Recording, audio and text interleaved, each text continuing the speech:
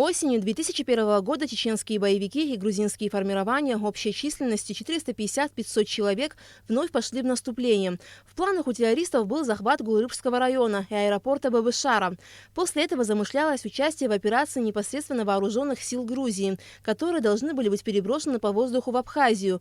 Среди населения Абхазии была объявлена общая мобилизация. Независимость нашей страны вновь была под угрозой.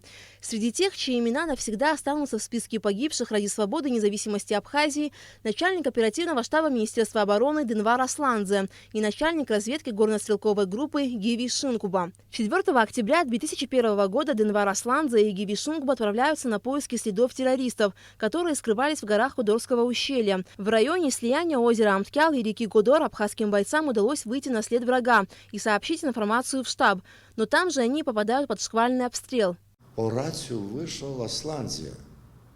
Доложил командующим о том, что я по горло в воде стою, мы ранены, погибаем.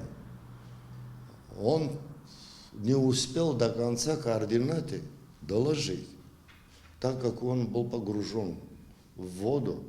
У него 13 пехотных гранатов было, F1, и боеприпасы, и автомат. Он погрузился сразу ко дну, оказывается, ушел. А Шинкуба, Гиви, от тропы недалеко лежал. Тело погибшего Гиви Шинкуба наши бойцы нашли сразу же, но забрать смогли лишь на 3-е сутки, так как подходить к этому месту было опасно. Противник вел постоянный обстрел, а тело Денвара Асландзе удалось найти только на 12-й день. Все нас спрашивали, а как там ребята, как там ребята? Мы говорили, вчера мы последнее интервью смотрели и думали, что он жив.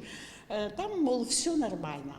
А ночью уже у нас суета, то туда бегаем к Шинкуба домой, то к нам люди бегают, туда-сюда бегаем. И вдруг мне старший сын позвал и сказал: мама, что ты делаешь? Он погиб, все видят, где он лежит, просто трудно подойти, вытащить. А где твой брат? Когда уже Гиви похоронили, поисковая бригада была, и вот они искали, прямо взяли большие палки, и вот, к счастью, дождя не было все 2 недели. Если был бы дождь, мы тело не нашли бы.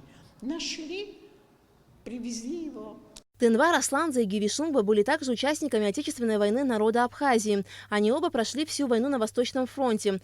Денвар Асландзе посмертно удостоен звания Героя Абхазии, а Гиви Шинкуба – кавалер ордена Леона. В начале войны у них не было оружия. Они с ножами добивали, они оба, вот такие чаяния были. С ножами добивали огнестрельное оружие у противника.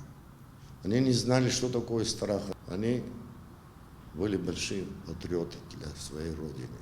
В ходе осенней операции по освобождению Кудорского ущелья в 2001 году среди абхазских военных погибли 17 человек, ранения получили 9. В 2006 году Грузия вновь введет свои войска в верхнюю часть ущелья. И только в августе 2008 года абхазская армия полностью освободит эту часть страны. Сегодня Кудорское ущелье полностью находится под юрисдикцией абхазских властей. Алика Трапш, Руслан Орлов, Абхазское телевидение.